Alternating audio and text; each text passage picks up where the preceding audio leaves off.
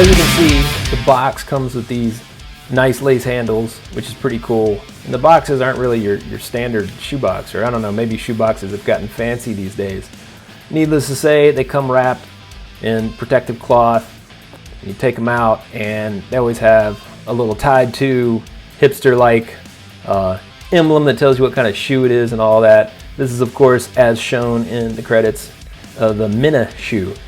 It's got an interesting history, right? Like, I guess there's a block in San Francisco, a gritty alley or something, that local DJ, Jeremiah Ball, this is named after that alley, or the art in the alley, or something like that, is what I understand. But of course, I'm not sure. I haven't seen the alley. I guess I need to take a trip to San Francisco, which of course is a badass place to go if you want to go bike some, especially some urban biking. Anyway, back to the shoe. This is the Minna. It's got full grain leather, and that really gives it some good solid strength while still providing a comfortable shoe feel. And that's one of the great things about that. It also has a natural gum rubber sole and a variable flex shank inside that the clip connects to, that we'll talk about in the next video. But right now we're just opening these up and getting a look at them. And those things help the sole be super comfortable while staying grippy and just being a solid all-around shoe that's going to last you for a good while, especially as a cyclist, right? Because you're out there getting into the shit. It's also got a little lace catch to keep the laces out of your, your cassettes and stuff and your chains, and a reflective heel, just like the Jet Lag.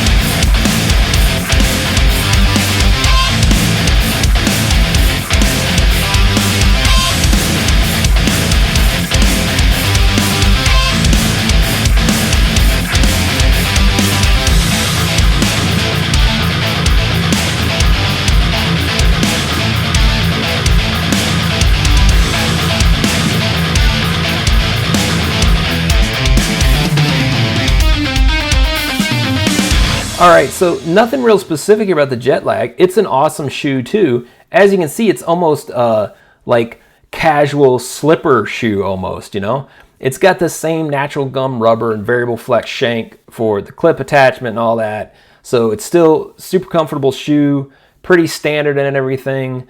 The big difference is it's just so much more casual and so much easier to slip on and off.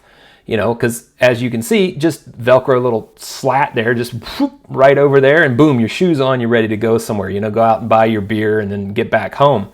So great shoe for quick trips. But as you might expect with Velcro, it's or not Velcro, but Velcro that's just a single piece like this.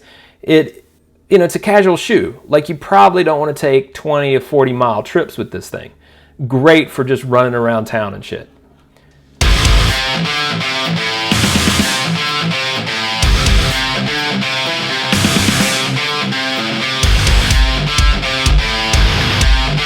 Now the H2O, I'm going to do a ride test in the next video with to see how it goes. Especially being up here in Seattle, this was a must-buy shoe. H2O, of course, is water, and this is a water-resistant, waterproof shoe. This is the kind of shoe that you need in a place like Seattle where it rains, 150, 200 days a year, and you don't want your feet getting soggy. That just sucks. It sucks riding around with your feet being soggy. So this shoe was a must purchase, like I was saying. I picked it up. It is different than the other shoes because it has, of course, the water-resistant hydro barrier or whatever they call it, but it's also full grain leather, but it's like sealed full grain leather, right? Which is why you get a little tin that has wax in it to take care of that for the conditions. But also the sole is different. It's different in the sense that it's more rigid because it's using a co-molded power plate, and then there's also link traction outsole. So what that means in engineering shoe speak is there's actually a metal reinforced nylon shank inside that mashes with the pedal cleats and such that you connect it to for strength, right? So that gives the shoe its strength, and then the link traction outsole is just tread geometry that helps for grip and things like that. Just like the Mina, it also does have a lace catch, which is, you know, pretty damn important, and a reflective heel badge. Of course, with the jet lags, you just throw your laces under that Velcro slap and, you know, pop it on there, and your laces are then out of the way. So not a big deal, right? Anyway, as you'll see in the next video, these H2Os are pretty badass. I will add that if you get a certain size of the other shoes, you may want to bump the size up for this one.